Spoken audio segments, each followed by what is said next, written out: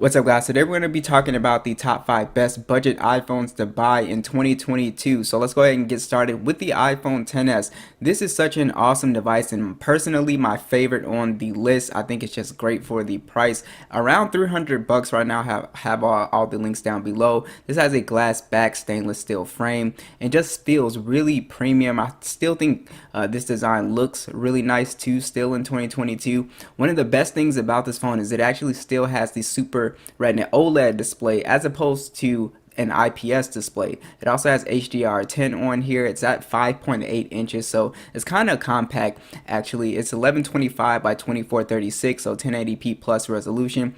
458 for the PPI. It's just a very nice display, great colors and great resolution, very sharp display. So that is one of my favorite things about this phone at this price point. This phone does run iOS 15.3, the latest version, and I see this phone getting updates at least for another 3 to 4 years still.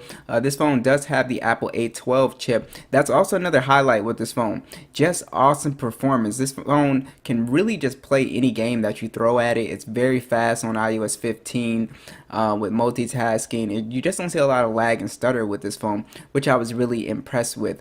So this phone does have 64 gigs of internal storage and 4 gigs of RAM, so do note that you might have to use cloud storage if you run out. The stereo speakers on here are awesome, great bass, they sound really great, the mids and highs. You also have NFC, of course, with Apple Pay. Face ID still works great, very fast, and I think the cameras on here are still pretty decent. A 12 megapixel standard and a 12 megapixel telephoto that does 2x optical zoom. You also get 4K video at 2430 or 60 FPS with a 7 megapixel selfie that shoots in 1080p 60. So as you can see from these shots, the XS still takes some pretty good photos. Now obviously it's not going to do, you know, like modern flagships, but I think in good lighting it still takes really great photos. And I even compared these phones to the older phones to the 13 Pro, and a lot of people were surprised at how kind of close image quality is, again, just for your average person. So I think you'll be surprised at how good the cameras still are on this device. This phone also has pretty decent battery life. It really depends on your battery health that you get with your phone. It has a 2658 milliamp battery, 15-watt charging, wireless charging. I'm able to get through a day. You should be able to squeeze easily around 5 hours and 30 minutes to 6 hours of screen on time. Pretty easy out of the XS, so it's still an excellent buy. Next is going to be the iPhone XR, again at the same price point with some minor differences. So the iPhone XR is a much bigger phone. Well, not much bigger, but it is a slightly bigger phone than the XS, which is something that I really like. I think this phone is actually more comfortable to hold. I think it's at a really nice size. It has IP67 dust and water resistant on here. You also have a 6.1 inch IPS Retina display on here. So the XS had that 5.8 inch. This has a slightly bigger display, so if you want a bigger display you will go for this one. 720p plus display and 326 for the PPI. The display is fine on here for, you know, just your normal person, but just remember, if you watch a lot of content you're actually going to go with the XS because that has the better display. This has iOS 15, the same Apple A12 chip as the XS as well too, so this does a phenomenal job with gaming performance, multitasking, bouncing in and out of applications. You rarely get really any lag on this phone. 64 gigs of internal storage and 3 gigs of RAM on here. The stereo speakers sound really great on here too, tons of bass, great mids and highs. You also have NFC with Apple Pay. Face ID still very fast, works awesome on this device. So there's one interesting thing with the XR. It only has a single lens, but it still takes really great photos, pretty identical to the XS. It's just a 12 megapixel standard with 4K video, 2430 60 FPS with a 7 megapixel selfie that shoots in 1080p 60. Basically it takes great shots, especially at this price point, but like I said, there's no ultra wide or no telephoto lens on here, so just do note that. But if you're just a casual shooter, video and image quality is going to be perfectly fine on the XR. It's actually very good still. You do have a 2942 milliamp battery with 15-watt charging and wireless charging. So this has slightly better battery life than the XS actually. So battery life is actually pretty good. good on this device. So the 10R is still an excellent buy in 2022 as well. Next is going to be the iPhone SE 2020. This is an excellent device. You can find these for a little bit under 300 bucks actually, and I actually really love this device for one specific reason. But this phone pretty much has the iPhone 8 design, essentially aluminum frame, IP67 dust and water resistant, and this is the go-to phone for anybody who hates big phones and you want a small phone. This is definitely one of the best that you can actually get right now. So this one has a 4.7 inch Retina IPS panel, 750 by 1334 resolution, 326 for the PPI, so basically 720p plus. Still, the screen looks pretty good since it's so small. This is on iOS 15.3. The highlight with the SE 2020 is actually the Apple A13 Bionic chip. It's actually the fastest chip on this list. It is extremely fast. It pretty much opens applications and plays games like a flagship phone. So if you want the fastest and most powerful phone, this phone is just awesome for this price point. It's absolutely amazing. You also have 64 gigs of internal storage and 3 gigs of RAM. This phone also has stereo speakers, which don't sound as good as the bigger phones, but they're stereo speakers, so they'll get the job done. If you cover one, the other one is pretty loud enough, so it's not going to be a big deal. You also have your NFC with Apple Pay, and here's something that a lot of people actually love about this phone is actually the Touch ID. The fingerprint sensor works really great. I personally like Touch ID more than the Face ID. Just feels more natural to me. But yeah, I really do like having like a physical home button sometimes. So that's pretty much up to you and your personal preference. The cameras on here are actually really good. Now it's the same situation as the 10R. It's only a 12 megapixel standard, no ultra wide, no telephoto, and then it shoots in 4K 24, 30, or 60 FPS, 7 megapixel selfie. Honestly, this has one of the best cameras at the mid-range price point, so it is just very impressive. Color accuracy, detail, and also video is really good on here, so just extremely impressive camera for this price point.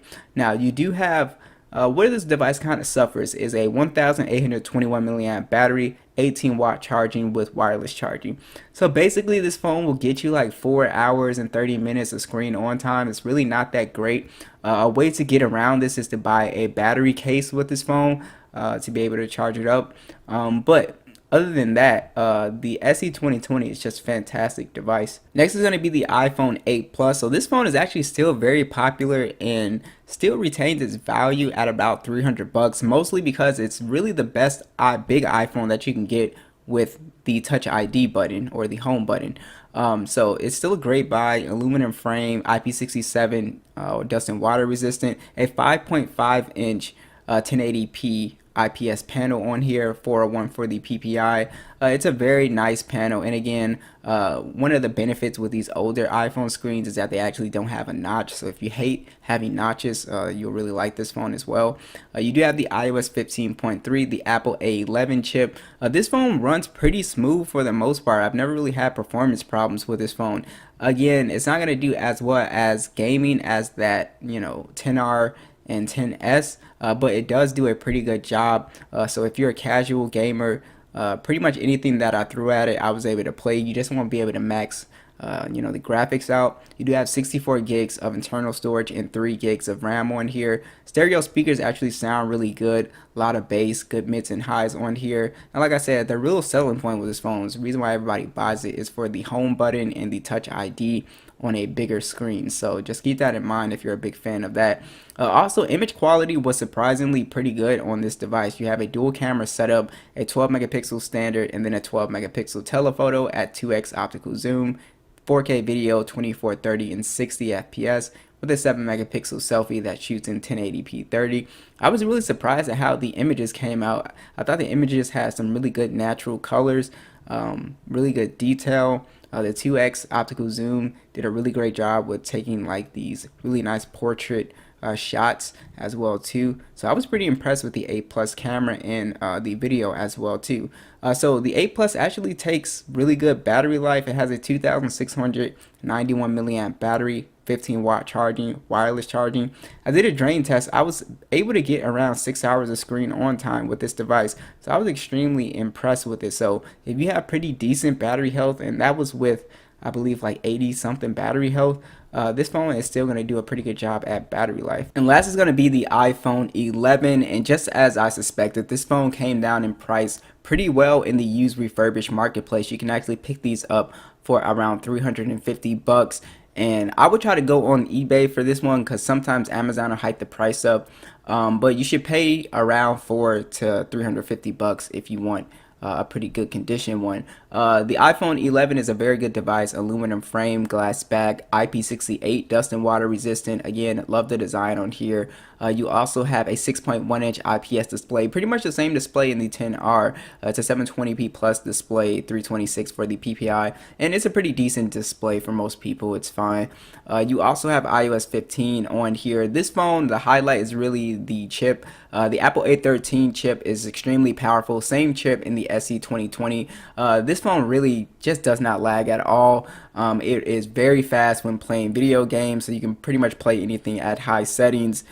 So it's just a joy to use as far as speed and multitasking wise. This phone also has 64 gigs of internal storage and 4 gigs of RAM on here. And you also have all of your little bells and whistles. Face ID is on here. The stereo speakers sound great, really full, great bass quality, good mids and highs. Apple Pay is on here. Now, the highlight really with the iPhone 11 is that it has pretty much the best camera on this list because it has the 12 megapixel standard and then the 12 megapixel ultra wide.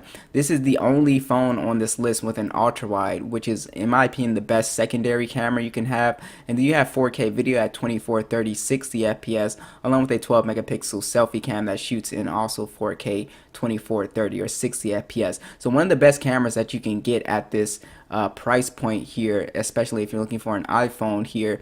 Just great image quality overall, great dynamic range, pretty good low light on here. Ultra wide is very close to the main lens. Video is awesome on here. So this is just a great camera phone. So if you're really concerned about getting the best value for your money as far as like image quality wise, you would go with this device. Battery life on here is okay. It's a 3,110 milliamp battery, 18-watt charging, wireless charging as well. This phone will easily get you around that 5 hours and 30 minutes to 6 hours of screen on time, which should be enough for most normal people. So the iPhone 11 is definitely a great buy still. So thanks for watching this video, guys, and I'll catch you guys in the next one.